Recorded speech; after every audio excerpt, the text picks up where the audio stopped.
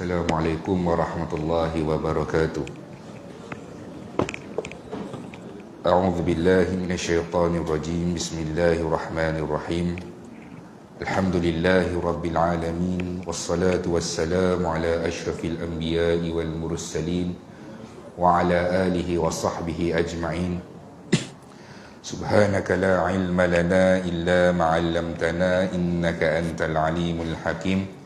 ولا حول ولا قوة إلا بالله العلي العظيم. رضينا بالله ربا وبالإسلام دينا وبمحمد نبيا ورسولا. اللهم أعنا على ذكرك وشكرك وحسن عبادتك. ربي يسر ولا تعسر فإن تيسر عليك يسر ربي تمم بالخير. نويت اعتكاف في هذا مسجد سنة لله تعالى. Alhamdulillah, syukur pada Allah Subhanahu wa taala dapat kita sama-sama menunaikan solat fardu subuh secara berjemaah, dan kita masih lagi bersama dengan Rasulullah sallallahu alaihi wasallam melalui kitab karangan Syekh Safiur Rahman Al-Mubarakfuri, sebuah kitab yang menceritakan perjalanan hidup manusia yang paling disayangi oleh Allah Subhanahu wa taala, iaitu Muhammad bin Abdullah sallallahu alaihi wasallam. Sirah Nabi mengambil masa 63 tahun. 53 tahun kehidupan Rasulullah sallallahu alaihi wasallam di Mekah. Kemudian Rasulullah berhijrah dan kekal duduk di Madinah selama 10 tahun hinggalah ke akhir hayat Rasulullah sallallahu alaihi wasallam. 53 campur 10 tahun, 63. Itulah umur Rasulullah sallallahu alaihi wasallam. Pada pertemuan yang lepas, kita berhenti di mana Rasulullah sallallahu alaihi wasallam diuji oleh Allah Subhanahu wa taala dengan ujian di mana Allah wafatkan Abu Talib dan juga Allah wafatkan isteri Rasulullah, Khadijah binti Khuwailid. Daripada Nabi diboikot selama 3 tahun, balik daripada boikot tu tuan-tuan, Allah wafatkan bapa saudara Nabi Abu Talib dan juga isteri Rasulullah. Ujian Nabi tak berhenti. Kalau kita lihat daripada sirah, daripada awal Rasulullah sallallahu alaihi wasallam dilahirkan hinggalah Nabi menghembuskan nafas yang terakhir, tak berhenti ujian yang Allah berikan kepada Rasulullah sallallahu alaihi wasallam. Dan Nabi lulus ke semua ujian yang diberikan oleh Allah Subhanahu wa taala. InsyaAllah hari ini kita akan sambung pada bab yang seterusnya, iaitu Isra dan Mi'raj. Ini bukan kuliah Isra Mi'raj tuan-tuan, sebab ini kita sambung kuliah sirah, dan tajuk kita yang seterusnya adalah Isra Mi'raj. Bila peristiwa Isra Mi'raj? Kalau seseorang tu dia boleh jawab ataupun dia boleh tanya, Isra Mi'raj ni dekat mana? Mekah ke Madinah? Maksudnya dia ada pengetahuan berkaitan dengan sirah Nabi. Dia tahu, dia reti peristiwa itu berlaku dekat mana? Mekah ke ataupun Madinah? Isra Mi'raj ini berlaku di Mekah. Di Mekah sebelum hijrah lagi. Sebelum hijrah, nak dekat-dekat hijrah. Apabila Allah Subhanahu wa taala lihat Rasulullah sallallahu alaihi wasallam ini dalam keadaan sedih.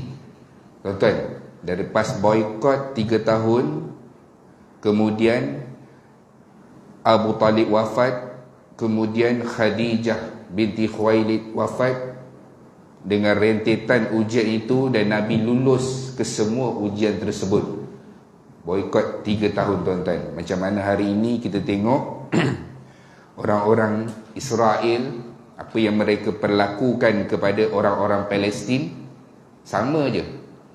Mereka sekat makanan, bantuan, elektrik, apa lagi tuan-tuan, air, ubatan untuk apa? Untuk orang-orang Palestin disekat di sepadan tersebut. Ini bertujuan untuk membunuh orang-orang Islam secara perlahan-lahan.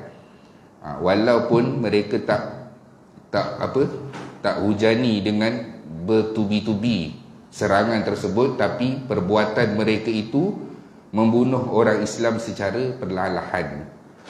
Semalam saya tengok berita 80 orang yang datang ke hospital untuk mendapatkan bantuan, 4 orang sahaja tuan-tuan, 4 orang sahaja yang berjaya diselamatkan.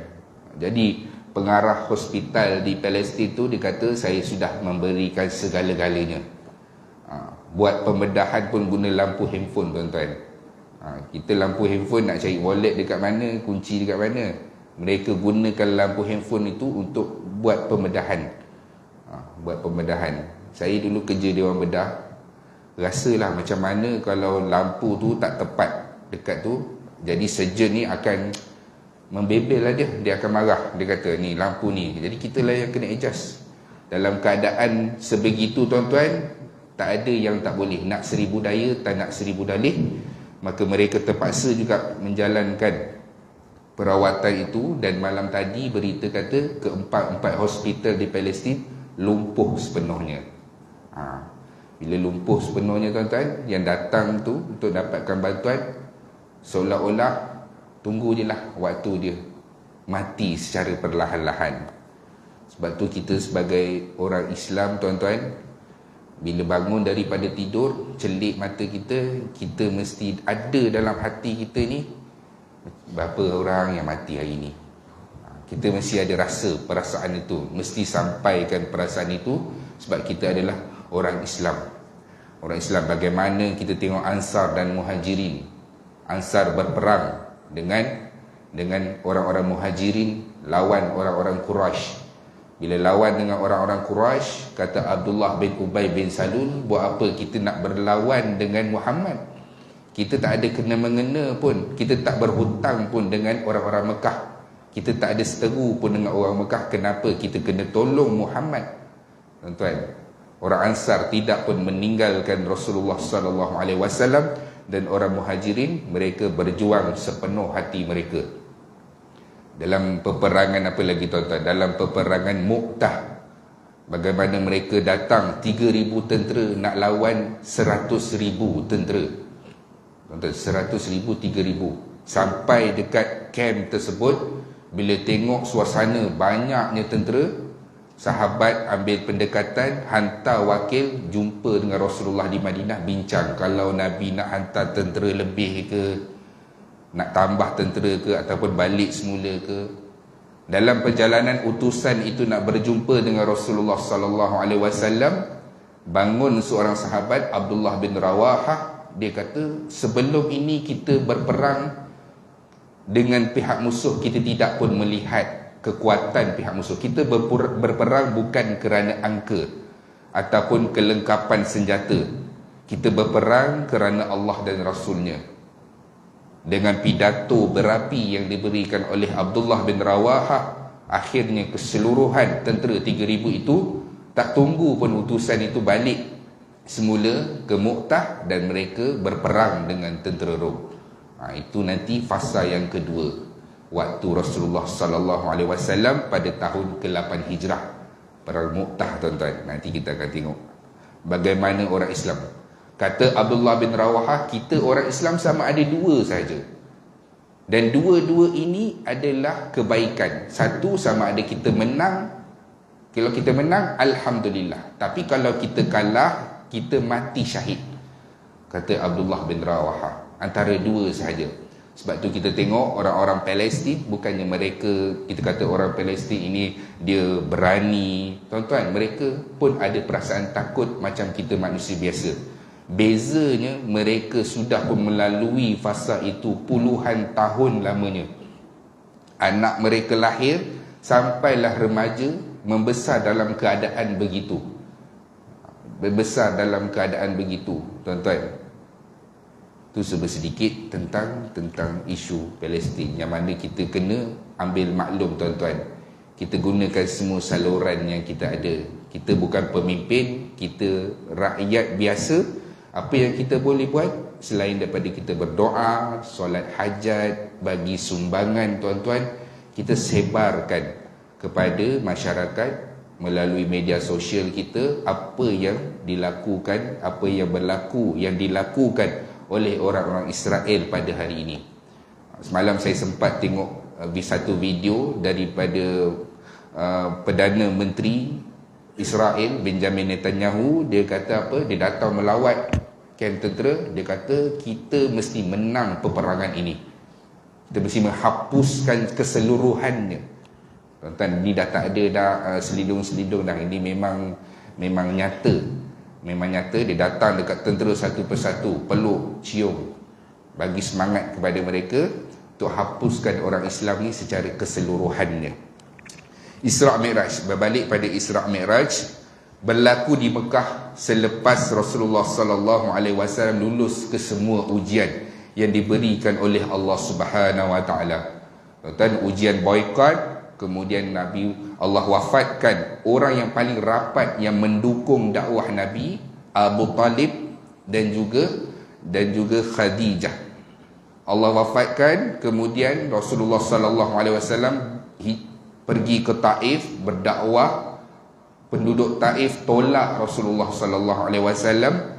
Nabi sedih lama dah. Allah arahkan Jibril, wahai Jibril, undang Muhammad dengan satu undangan khas untuk melalui satu perjalanan langit.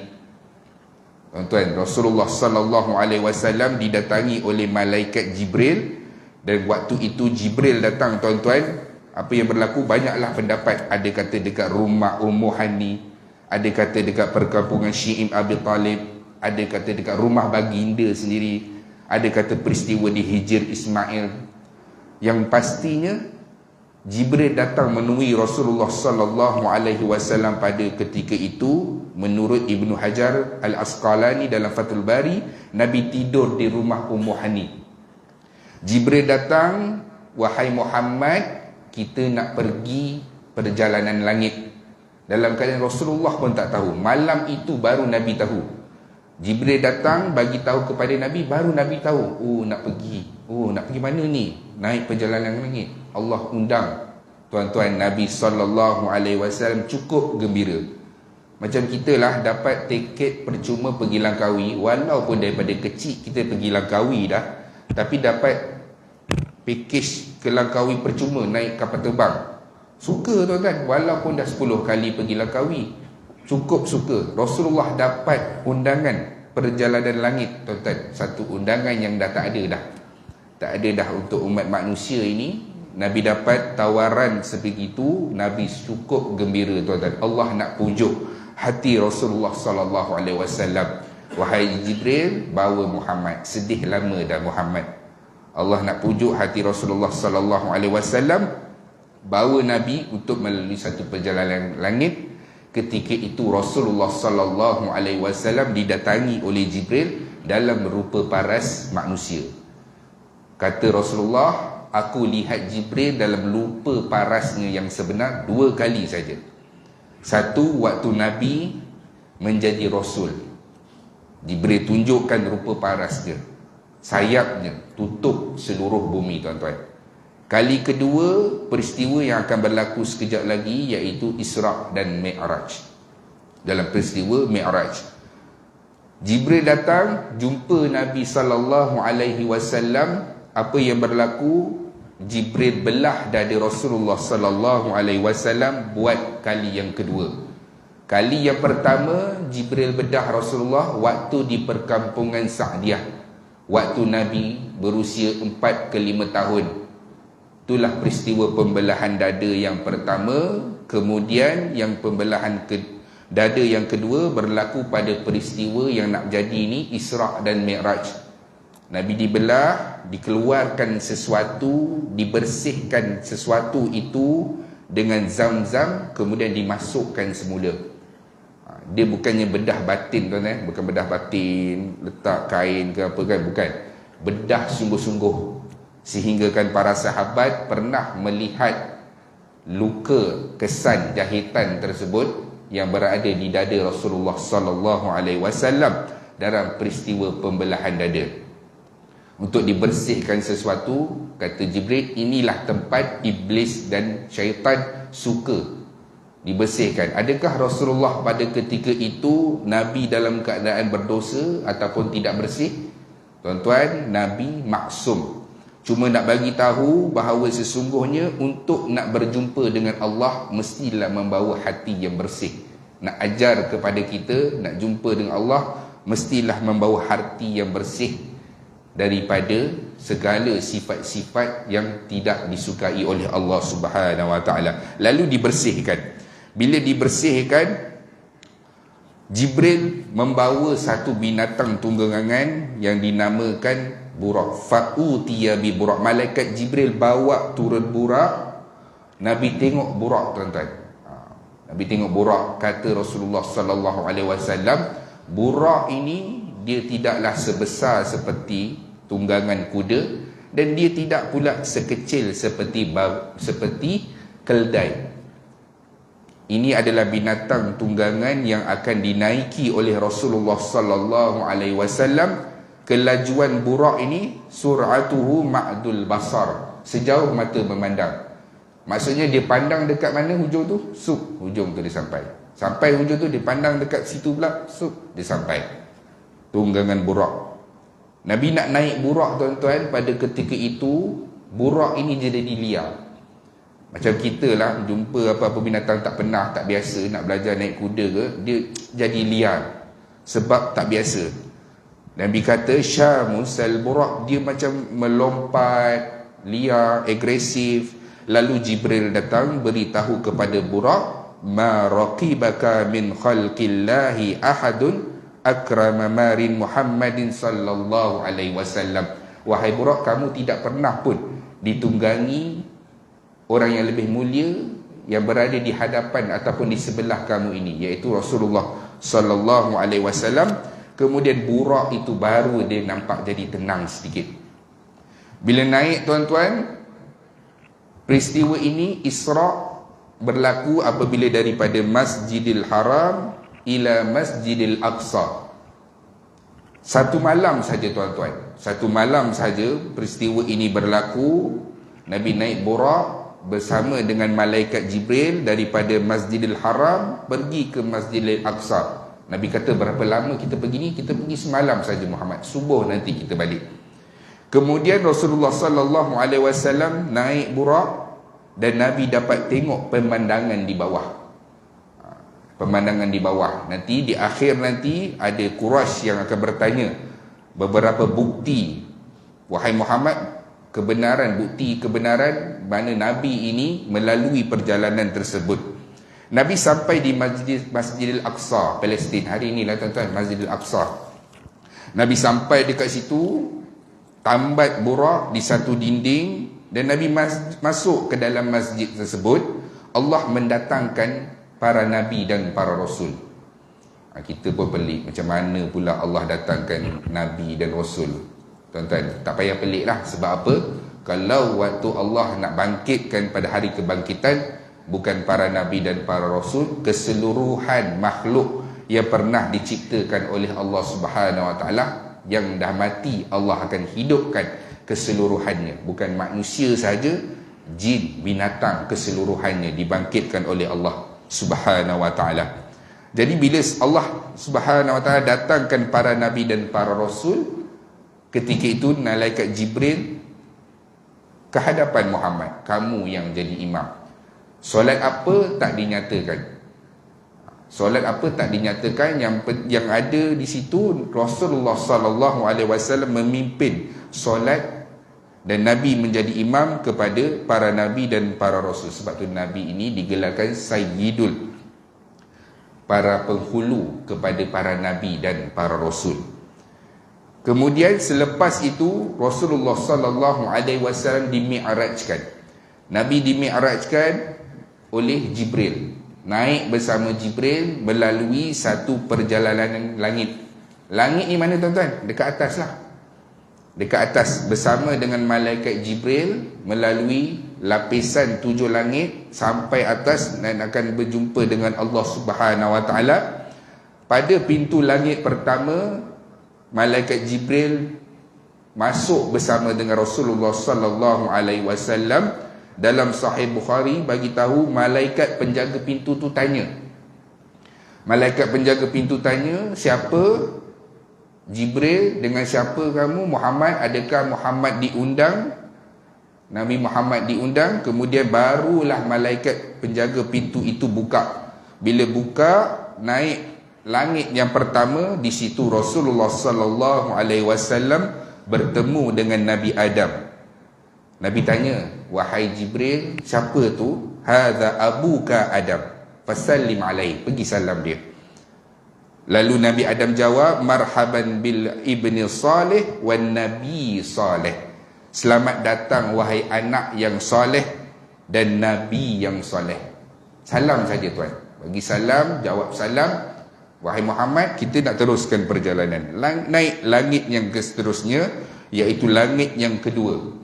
Di langit yang kedua ada Nabi Yahya dan Nabi Isa. Malaikat suruh bagi salam, marhaban bi akhi salih wan nabi salih.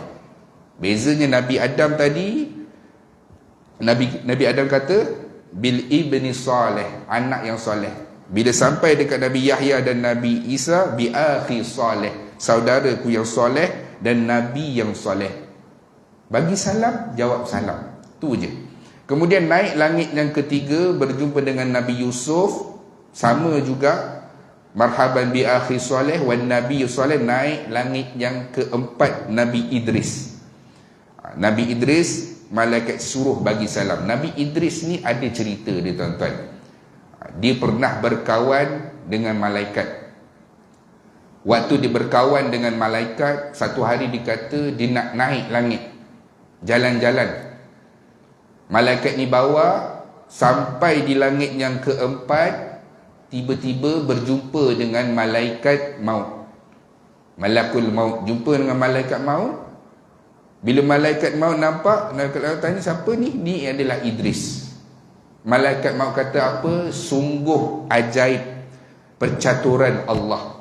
Baru sebentar tadi aku dapat arahan daripada Allah untuk cabut nyawa seorang manusia, tapi nak cabut dia manusia itu di langit.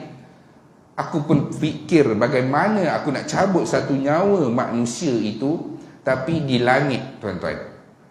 Maka dengan itulah bahawa Allah lah yang mencaturkan kehidupan kita, menentukan dekat mana yang akan ditentukan apabila kita menemui ajal.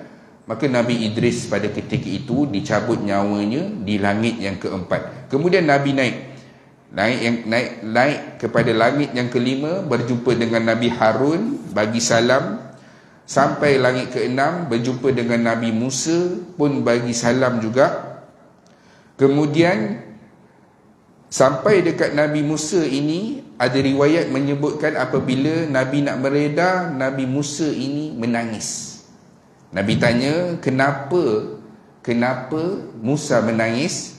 Sesungguhnya nanti dekat mahsyar nanti, wahai Muhammad, umat kamu lebih banyak lagi daripada umat Nabi Musa. Kemudian naik ke langit yang ketujuh, bertemu dengan Nabi Ibrahim. Malaikat suruh bagi salam, jawab salam, dan Nabi melihat Baitul Ma'mur. Sampai di langit yang ketujuh, nampak Baitul Ma'mur, satu binaan setentang dengan Kaabah. Itulah menjadi tempat tawaf para malaikat. Baitul Ma'mur, para malaikat tawaf di situ setiap hari. 70,000 orang malaikat yang akan tawaf dan takkan kembali. Nak cerita apa tuan-tuan? Banyaknya para malaikat yang diciptakan oleh Allah Subhanahu Wa Taala. Kemudian Nabi SAW naik ke Sidratul Muntaha. Kata Nabi, ianya adalah pokok yang besar, saiz daunnya seperti telinga gajah dan buahnya besar seperti tempayan. Ada 4 sungai, 2 sungai daripada syurga dan 2 sungai pula daripada Nil dan juga Furat. Nabi naik tuan-tuan, berjumpa dengan Allah Subhanahu Wa Taala. untuk difardukan satu kefarduan, iaitu solat. Satu-satu ibadah yang mana Allah jemput Rasulullah sallallahu alaihi wasallam untuk naik perjalanan langit untuk ambil fardu solat itu. Maka Rasulullah sallallahu alaihi wasallam ambil kefarduan solat itu, tuan-tuan, sebanyak 50 waktu. Semua orang dah maklum dah, 50 waktu. 50 waktu ini bukan simbolik. Memang 50 waktu. Maksudnya setengah jam sekali solat. Dengan imam, dengan Bilal sekali duduk. Baru bagi salam, lagi 5 minit lagi nak azan. 50 waktu, tuan-tuan. 50 waktu. Bila sampai nak turun dekat Nabi Musa tanya, man farada rabbuka ala ummatika, berapa Allah fardukan kepada umat kamu? Nabi kata 50 waktu. Irji ila rabbi fas'alhu takhfif, pergi naik kepada Tuhan kamu, minta kurang. Minta kurang sebab apa? Umat aku tinggalkan. Umat aku yang hebat, yang kuat pun tinggalkan solat, tuan-tuan. Naik kepada Allah, minta kurang daripada 50, 40, turun sampai jadi 5, tuan-tuan. Nabi Musa kata, naik wahai Muhammad, umat kamu tak mampu dengan 5 waktu, tuan-tuan. Maka benarlah hari ini jumpa Nabi Musa nanti, wahai Nabi Musa, benar, umat ini 5 waktu pun tak mampu. Hari ini yang meninggalkan solat bukan kanak-kanak, semua lapisan umur ada wakil dia. Kanak-kanak pun ada wakil, remaja pun ada wakil, dewasa pun ada wakil, warga emas pun ada wakil, yang masih lagi tak lekat solat 5 waktu.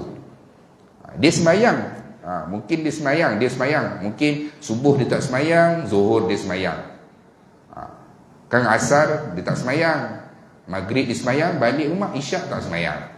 Dia tak lekat lagi solat 5 waktu itu, tuan-tuan. Naik kepada Tuhan kamu, minta kurang lagi. Lalu Rasulullah sallallahu alaihi wasallam jawab kepada Nabi Musa, istahyaitu min rabbik, wahai Musa, aku pun tahu malu dengan Tuhanku. Nabi minta kurang itu sebenarnya bukanlah untuk Rasulullah sallallahu alaihi wasallam, tapi bila menyebut saja perkataan umat kamu tak mampu, Nabi naik tebalkan muka. Tuan-tuan, kita kalau jumpa wakil rakyat ke apa ke, ketua kampung nak minta bantuan ke apa, jumpa banyak kali, tuan-tuan, pun dah segan. Rasulullah sallallahu alaihi wasallam jumpa pemilik alam ini untuk minta kurang solat, dan kata Rasulullah sallallahu alaihi wasallam, Allah berikan kefarduan itu 5 waktu, dan 5 waktu itu pahalanya sama dengan 50 waktu yang dilaksanakan oleh umat kamu Muhammad sallallahu alaihi wasallam. Baru hari ni kita tahu, kita solat tu pahala dia bersamaan dengan 50 waktu juga pahala yang kita laksanakan kepada Allah Subhanahu wa taala. Selesai difardukan, Nabi turun, kemudian Abu Jahal pada ketika itu macam biasa, tuan, Nabi turun, Nabi gembira, Nabi senyum. Abu Jahal lalu dia nampak, wahai Muhammad, kenapa hari ni nampak macam gembira? Cerita kepada aku. Tuan-tuan, Nabi cerita tak? Nabi cerita, malam tadi aku pergi ke Baitul Maqdis. Baru sampai sebut Baitul Maqdis, wahai Muhammad, nak tak kalau aku himpun orang ramai? Sebab sebelum ni Nabi nak ceramah tak dapat permit, tak dibenarkan. Tak apa Muhammad, aku himpunkan orang semua Mekah, lepas tu baru kamu cerita apa yang kamu cerita kepada aku ni. Nabi cukup gembira, tak himpunkan. Maka Abu Jahal pun bersama pimpinan kumpulkan penduduk Mekah, bagi stage kepada Nabi.